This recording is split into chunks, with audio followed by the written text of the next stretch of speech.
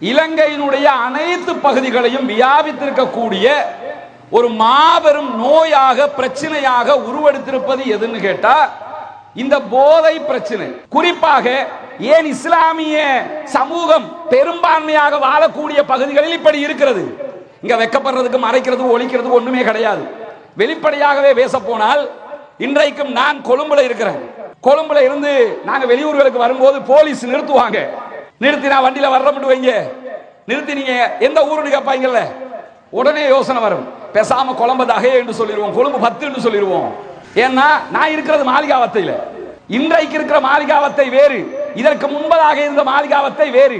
ஆனா மாளிகாவத்தை என்று சொன்னோம்னா ஒரு பார்வை மேலையும் கீழையும் பார்ப்பாங்க. அது போலீஸ் அதிகாரிகளுக்கே தெரியும். ஏன்னா அப்படி ஒரு பேர் மாளிகாவத்தைக்கு இருந்தது. போதையில் மூழ்கி இருந்து போதை தான் லைஃப் என்று இருந்து போதை கடத்துகிற வரைக்கும் உச்சகட்ட பெயர் வாங்கிய ஒரு இடமாக இருந்தது. இன்றைக்கு பல மாற்றங்கள் அந்த ஊருக்குள் மாறிக்கொண்டிருக்கிறது. ஆனா நாம இன்னைக்கு பார்க்கிறோம், கிழக்கு மாகாணத்தில் அதுவும் இஸ்லாமியர்கள் அதிகம் இருக்கக்கூடிய பல நகரங்கள்ல இந்த போதை பொருள் பாவனை என்பது தாறுமாறாக அதிகரித்துக் கொண்டே போய்கொண்டிருக்கிறது. இதை தடுப்பதற்கு வழியே இல்லையா? இதை தவிர்ப்பதற்கு எந்த ஒரு மாற்றமும் இல்லையா? இதை தவிர்க்கவே முடியாதான்னு நினைச்சீங்கன்னா நிச்சயமாக முடியும்.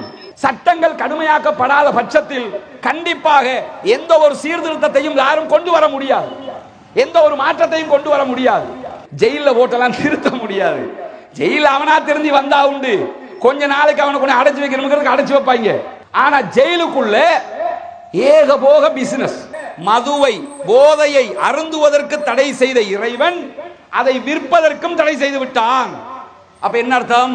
நான் சிகரெட் பிடிக்க மாட்டேன் ஆனா விற்பேன் என்று யாராவது சொன்னா அதுவும் நீங்கள் போதைக்கு அடி